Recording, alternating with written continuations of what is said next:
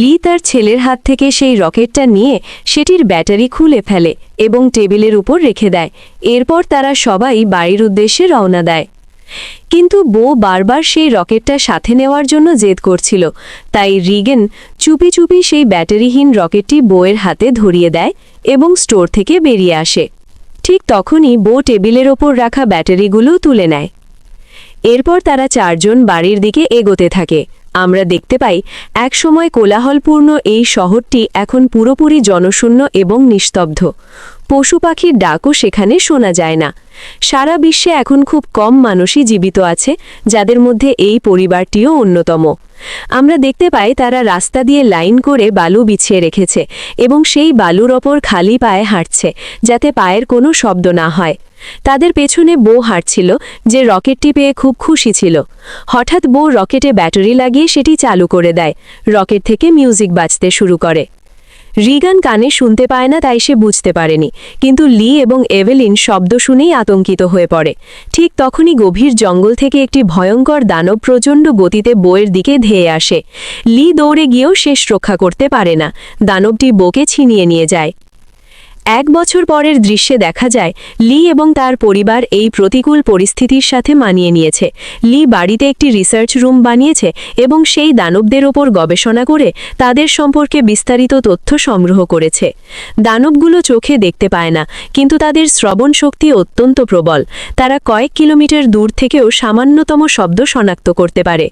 দানবদের চামড়া লোহার চেয়েও শক্ত, তাই সাধারণ অস্ত্রে তাদের মারা অসম্ভব।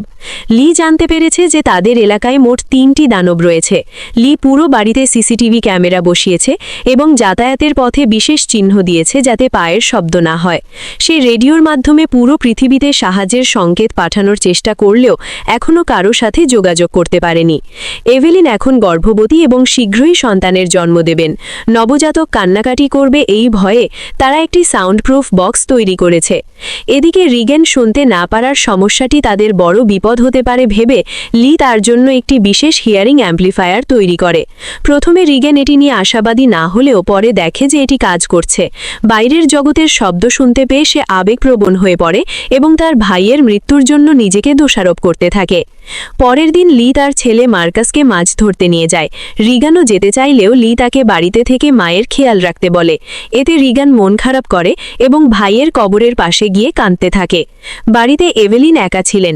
বেসমেন্ট থেকে কাপড় নিয়ে আসার সময় একটি ধারালো পেরেক তার পায়ে ঢুকে যায়। যন্ত্রণায় ছটপট করলেও সে শব্দ করেনি, কিন্তু হাত থেকে একটি ফটো ফ্রেম পড়ে গিয়ে প্রচণ্ড শব্দ হয়। সেই শব্দ শুনে একটি দানব বাড়িতে ঢুকে পড়ে। লি এবং মার্কাস বাড়ি ফেরার সময় লাল বাতি জ্বলতে দেখে বুঝতে পারে এভেলিন বিপদে আছে। লি মার্কাসকে পাঠিয়ে দিয়ে নিজে দানবটিকে দূরে সরানোর পরিকল্পনা করে। এদিকে এভেলিনের লেবার পেইন শুরু হয়। সে কোনো মতে বাথটাবে গিয়ে আশ্রয় নেয়। মার্কাস আতশবাজি ফাটায় যাতে দানবটির নজর সেদিকে যায় এবং এভেলিন চিৎকার করে নিজেকে মুক্ত করতে পারে। লি বাড়িতে ঢুকে রক্ত দেখে মনে করে এভেলিন মারা গেছে, কিন্তু সে দেখে এভেলিন একটি ফুটফুটে বাচ্চার জন্ম দিয়েছে। লি তাদের নিয়ে সাউন্ডপ্রুফ রুমে আশ্রয় নেয়। পরে লি বুঝতে পারে দানবটি বাড়ির ভেতরেই আছে। সে সন্তানদের বাঁচাতে গিয়ে নিজে দানবের হাতে প্রাণ দেয়। রিগান এবং মার্কাস বুঝতে পারে তাদের বাবা কতটা ভালোবাসতেন।